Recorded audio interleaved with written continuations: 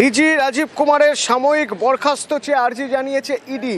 আর ঠিক এই জায়গা থেকে দাঁড়িয়ে সুকান্ত মজুমদার, বিজেপি নেতা সুকান্ত মজুমদারের দাবি রাজীব কুমারের পেনশন আটকে দেওয়া উচিত।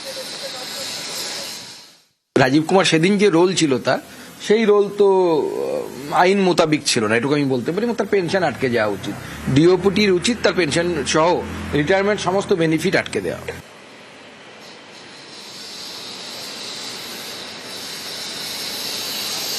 রাজীব কুমার সেদিন যে রোল ছিল তার, সেই রোল তো আইন মোতাবিক ছিল না, এটুকু আমি বলতে পারি। তার পেনশন আটকে যাওয়া উচিত। ডিওপিটির উচিত তার পেনশন সহ রিটায়ারমেন্ট সমস্ত বেনিফিট আটকে দেওয়া।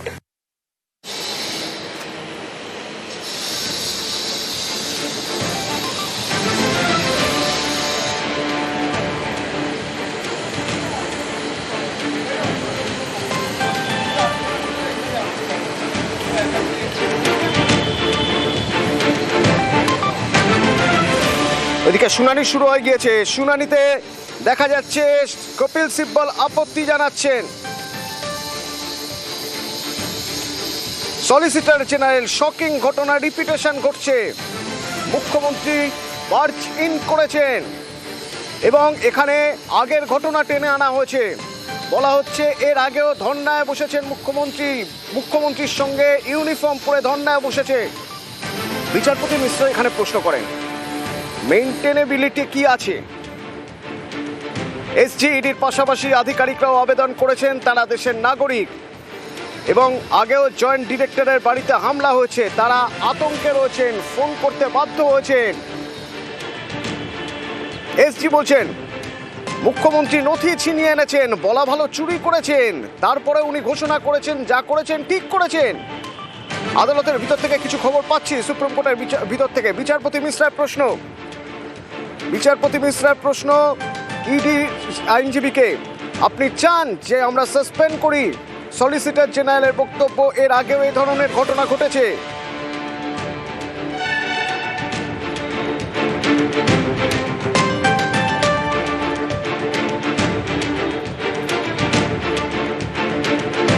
ভিতরের খবর যা যা পাচ্ছি আপডেট আপনাদের জানাবো। তবে বলছিলাম আপনাদের, বিজেপি নেতা সুকান্ত মজুমদার তিনি বলছেন অবসর নেওয়ার পরে যা যা সুযোগ সুবিধা পাওয়া উচিত, রাজীব কুমারের সেই সব সুবিধা বন্ধ করে দেওয়া উচিত, পেনশন বন্ধ করে দেওয়া উচিত। শুনুন। রাজীব কুমার সেদিন যে রোল ছিল তার, সেই রোল তো আইন মোতাবিক ছিল না, এটুকু আমি বলতে পারি। তার পেনশন আটকে যাওয়া উচিত। ডিওপিটির উচিত তার পেনশন সহ রিটায়ারমেন্ট সমস্ত বেনিফিট আটকে দেওয়া। তৃণমূল নেতা জয়প্রকাশ মজুমদার আমার সঙ্গে ফোনে রয়েছেন। জয়প্রকাশ দা, এখানে বিজেপি নেতা সুকান্ত মজুমদার বলছেন যে রাজীব কুমার সেদিন যা করেছেন তাতে তার বিরুদ্ধে ব্যবস্থা নেওয়া উচিত, অবসর নেওয়ার পর তার পেনশন আটকে দেওয়া উচিত, সব সুবিধে যেন তিনি কোনো রকম কোনো সুবিধা যেন না পান অবসরকালীন, সেসব দেখা উচিত। কি বলবেন? আপনাদের চ্যানেলে শুনলাম উনি বলছেন তিনি যা করেছেন সেটা আইনত হয়নি, আমি জানি। তো এইটা উনি কি সুপ্রিম কোর্টের জাজ না জুরি, যে আইনের ব্যাখ্যা দিয়ে দিচ্ছেন? সুকান্ত মজুমদার জীববিদ্যা পড়াশোনা করেছেন,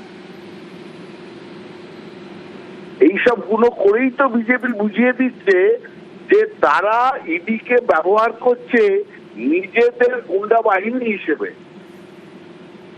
আজকে কোন পরিপ্রেক্ষিতে ইডি এসেছিল, কেন ইডির ভেতর থেকে, হোম মিনিস্ট্রির ভেতর থেকে দাদা বলে কাকে পাঠানো হলো? সেটা কি সুকান্ত মজুমদার? দাদা এরা যাচ্ছে এই ফ্লাইটে, এই এতে ইডির লোকজন গিয়ে কিন্তু রেড করবে। এই যে প্রাইভেটাইজেশন ইডিকে বিজেপির গুন্ডা বাহিনীতে পরিণত, গেস্টাপো বাহিনী হিটলারের ছিল, গেস্টাপো বাহিনী বিরোধীদের জন্য, এখন বিজেপি করেছে ইডিকে গেস্টাপো বাহিনী। তার উত্তর কে দেবে? সব জায়গায়। ধন্যবাদ। সুপ্রিম কোর্টের ভিতরের খবর কি চলছে বিচারপতি বেজরাসে? কিছু কিছু খবর পাওয়া যাচ্ছে যেখানে ইডির আইনজীবী বলছেন তল্লাশি চলাকালীন তারা তাদের ব্যক্তিগত প্রয়োজনে কোনো নথি সংগ্রহ করেননি, তদন্তের প্রয়োজনে যে নথি দরকার ছিল সেই নথি বাজেয়াপ্ত করা হয়েছিল।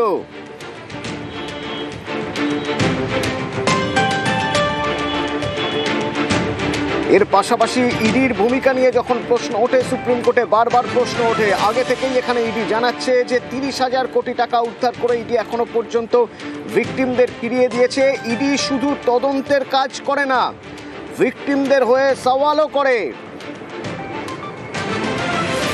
এবার বিচারপতির প্রশ্ন, বিচারপতি মিশ্রা প্রশ্ন করছেন, আপনারা কেন গিয়েছিলেন? এসজির উত্তর, তারা গিয়েছিলেন তদন্ত করতে। যদিও অভিযোগ উঠছে এসআইআর এর নথি নিতে গিয়েছিলেন, কিন্তু এসআইআর নথি কোনো মূর্খই নিতে যাবে। অর্থাৎ তাদের প্রশ্নই উঠছে না এসআইআর এর নথি নিতে যাবে, অন্তত সেরকম তারা দাবি করছেন। তারা দাবি করছেন যে অনলাইনেই তো অ্যাভেলেবেল এসআইআর এর নথি, তাহলে তা নিতে তারা কেন যাবেন? তারা গিয়েছিলেন কয়লা মামলার তদন্ত করতে।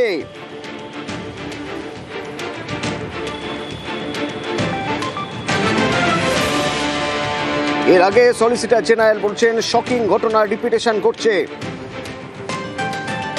মুখ্যমন্ত্রী বার্জিন করেছেন, মুখ্যমন্ত্রী নথি ছিনিয়ে এনেছেন, বলা ভালো চুরি করেছেন বলছেন সলিসিটর জেনারেল। পুলিশ আধিকারিকদের বিরুদ্ধে কড়া ব্যবস্থা নেওয়া উচিত দাবি করছেন, ডিপার্টমেন্টাল ইনকোয়ারি হোক। তখন বিচারপতি মিশ্রা প্রশ্ন করেছিলেন, তাহলে কি ইডি চাইছে, সলিসিটর জেনারেল চাইছেন যে তারা পুলিশ আধিকারিককে সাসপেন্ড করুক? সলিসিটর জেনারেল তখনও বলে যাচ্ছেন যে এর আগেও এ ধরনের ঘটনা ঘটেছে, তৎকালীন পুলিশ কমিশনার ধর্নায় বসেছেন, হাইকোর্টের ভিতরে ঢুকে স্লোগান দিচ্ছেন আইনমন্ত্রী, শুনানি বিঘ্নিত করার চেষ্টা রয়েছে, এরকম একাধিক উদাহরণ রয়েছে। তার পাশাপাশি সলিসিটর জেনারেল জানাচ্ছেন তল্লাশি চলাকালীন তারা তাদের ব্যক্তিগত প্রয়োজনে কোনো নথি সংগ্রহ করেননি, তদন্তের প্রয়োজনে নথি বাজেয়াপ্ত করা হয়েছিল। কিসের তদন্ত প্রশ্ন করলেন বিচারপতি মিশ্রা। তার প্রশ্ন, ইডি কেন গিয়েছিল, কোন তদন্ত করতে গিয়েছিল? তখন সলিসিটর জেনারেলের উত্তর, তারা কয়লা মামলার তদন্তে গিয়েছিলেন, তাদের বিরুদ্ধে অভিযোগ এসআইআর এর নথি নিতে গিয়েছিলেন। সলিসিটর জেনারেল তা ব্যাখ্যা করছেন, ব্যাখ্যা করে বলছেন যে এসআইআর নথি তো অনলাইনেই অ্যাভেলেবেল, তা নিতে সেখানে কেন যেতে হবে?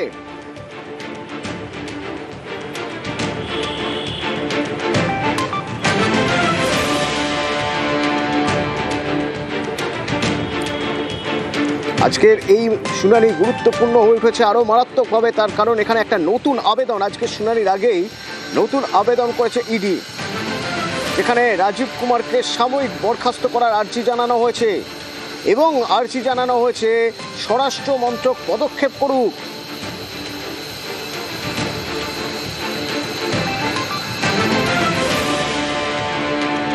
সলিসিটর জেনারেল এজলাসে বলছেন, হাওয়ালার মাধ্যমে গোয়ায় টাকা গিয়েছিল, সেই তথ্য সন্ধানে আইপ্যাকের অফিসে গিয়েছিলেন, 10 জায়গায় অভিযান চলেছে। প্রশান্ত কিশোরের প্রসঙ্গ টেনে আনলেন বিচারপতি, জানতে চাইলেন যে এ কি সেই আইপ্যাক যেখানে আগে প্রশান্ত কিশোর যুক্ত ছিলেন? সলিসিটর জেনারেল এরপর ঘটনার বিবরণ দেওয়া শুরু করলেন।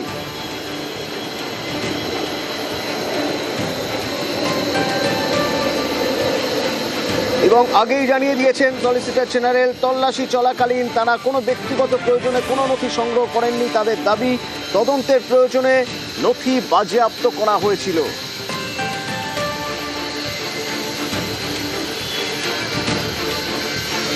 এবং তাদের দাবি পুলিশ আধিকারিক যেভাবে কাজ করেছেন তাতে তাদের বিরুদ্ধে কড়া ব্যবস্থা নেওয়া উচিত, ডিপার্টমেন্টাল ইনকোয়ারি শুরু করা হোক দাবি করছেন তারা। তা যদি না হয় তাহলে কেন্দ্রীয় কর্মীদের, সংস্থার কর্মীদের মোরাল ভেঙে যাবে, মনোবল ভেঙে যাবে। রাজ্যের অধীনস্থ পুলিশ কর্মীরা যদি এইভাবে ঢুকে কোনো তদন্তের মাঝখানে ঢুকে হামলা করে, চুরি করে ছিনিয়ে নিয়ে যায় তথ্য, তাহলে তা বিরুদ্ধে ব্যবস্থা নিতে হবে। এমন কোনো ব্যবস্থা নেওয়া হোক যা নিদর্শন হয়ে থাকে। সলিসিটর জেনারেল সওয়াল জবাবে বলছেন, দাবি করছে ইডি যে ওই পুলিশ আধিকারিকদের বিরুদ্ধে কড়া ব্যবস্থা নেওয়া উচিত।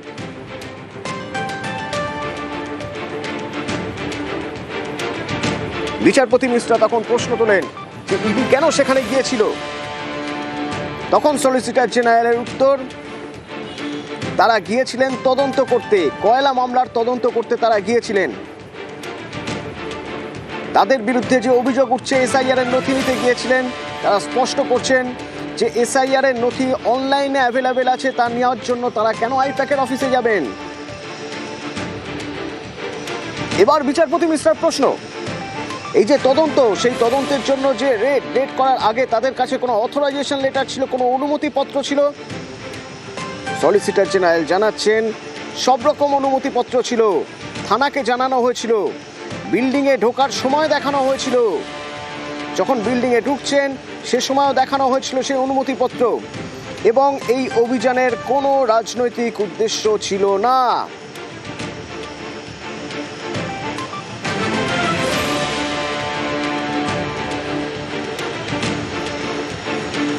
ইডির করা আইপ্যাক মামলায় কি হচ্ছে সুপ্রিম কোর্টে, ইতিহাসের ভিতর থেকে যা খবর আসছে আপডেট জানাতে থাকবো আপনাদের। বিরতির পর সঙ্গে থাকুন।